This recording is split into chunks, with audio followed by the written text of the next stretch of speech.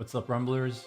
It's the Tan Man. Hello, Tan Man. It's been a while. How's it going? If you're watching this, welcome to your newest gaming addiction. Yes, we're playing Warcraft Rumble. As of November 3rd, 2023, this game is launched globally, so if you're looking for a beginner's guide, you've come to the right place. I've had the opportunity to play this game since it's soft launched here in Canada, learned a bunch of stuff, so here are all the things you want to know to get you guys started off on the right foot. Item number 1. In-game purchases, yay or nay? Let's get this one over with and out of the way. Should you be spending your hard-earned money in in-game purchases? Now, this opinion is going to be polarized. On one hand, you have your free-to-play players, and on the other hand, you have your whales. And if you're someone like me, you're maybe somewhere in between. Now, everyone's financial situation is different. You may or may not be spending money in this game, but if you like this game even a little bit and foresee yourself playing this for a month or more, I highly recommend the Arclight Booster. Now, this isn't a battle pass you may be familiar with in other games. Unlike a battle pass that expires over a month or a season, this Arclight Booster is a permanent buff on your account. It's going to increase the amount of XP and gold you receive for the lifetime of the account. So that's like gigungous value. If you plan on buying anything with real money in the store, get the booster. The value you get from this one purchase trumps any other offer in the store hands down. The second item we're talking about is the grid. So while we're in the store, we need to talk about this section. This will serve as the primary method to collecting minis and talents. The game doesn't do a great job explaining some of the nuances, so it's important to understand how the grid actually works. When you purchase an item, it will destroy all other items on the same row and column. So for example, if we're buying this common Drake, it's going to destroy this row, which includes the safe pilot, and it's going to destroy this column, which happens to contain this talent, or our null here. Once these panels are destroyed, all other panels fall down and new panels come in from the top.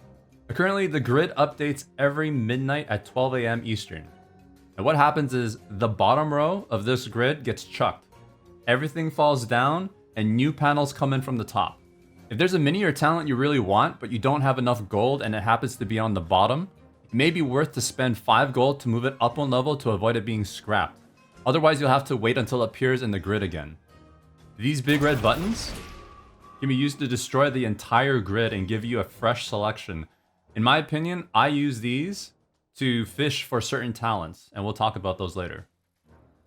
And that's pretty much it for the store tab. I personally don't recommend buying anything with gold other than minis and talents.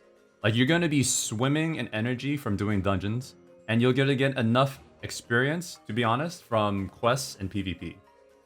Item number 3, your collection level. Now this part ties in with your army tab. Your collection level determines how much XP you get from quests, tomes, and new minis. So it's in your best interest to increase your collection level as fast as you can. So how do you do this? You get 1 point for every new mini you collect. You also get 1 point when you upgrade the rarity of a mini. So for example, upgrading from common to uncommon, gray to green, gets you a point. Once you get 5 points, you gain a collection level. So knowing this, your first main objective when playing this game is to gain at least 1 copy of every mini. Even the ones you don't plan on playing much.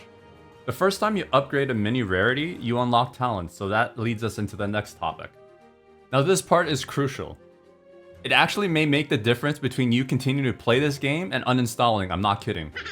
The next 2 points I'm gonna make are about talents. Once you upgrade a mini rarity, its talents start appearing in the grid. Now your first instinct is probably just to upgrade your minis whenever you can, but the thing is, if you do not buy the talents out of the grid, they'll just keep showing up.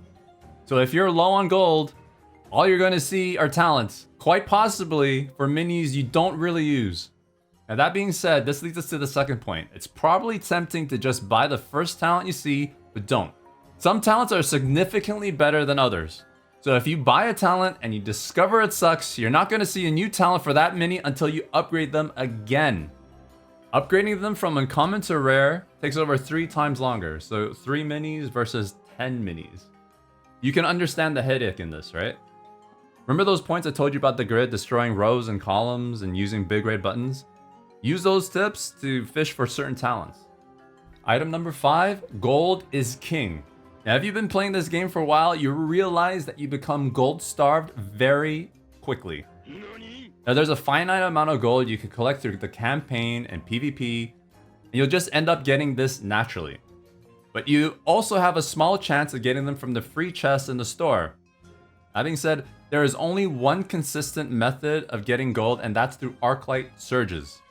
They show up a couple times during the week and involve you completing old missions with predefined decks or modifiers. These are up for a limited time, I think 48 hours, so make sure you do them when you can, or else that potential gold is lost. Item number 6, very straightforward. Do your quests, do PvP. There's actually a limit to how many quests you can do a day. On the other hand, you are free to PvP all day long to your heart's content, and each win gives you a nice chunk of XP to a random mini in your current army. Item number 7, complete your dungeons. Every week, you will be able to level the army slots of a particular family, and it's important to push these weeks as far as possible because it will give your minis up to 3 potential extra levels. We'll be doing a deeper dive into dungeons in future videos. And the last item on our list, probably the easiest one to complete, is create or join a guild ASAP.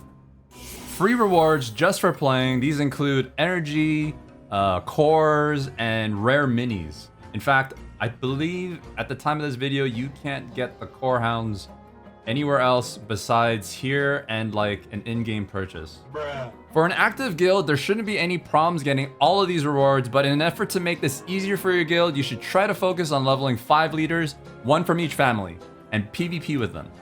There's also a small advantage with PvPing with more than 3 leaders. Your PvP rating is based on your top 3 leaders, so if you make it a point to always PvP with your lowest ranked leader, your PvP rank will never fall. In essence, your lower ranked leaders create this safety net for your PvP rating. And that wraps it up for this beginner's guide to Warcraft Rumble. If you have any questions, leave them in the comments and I'll get to them right away or include them in future videos. Leave a like and subscribe, and I'll see you guys in the next one. Subscribe.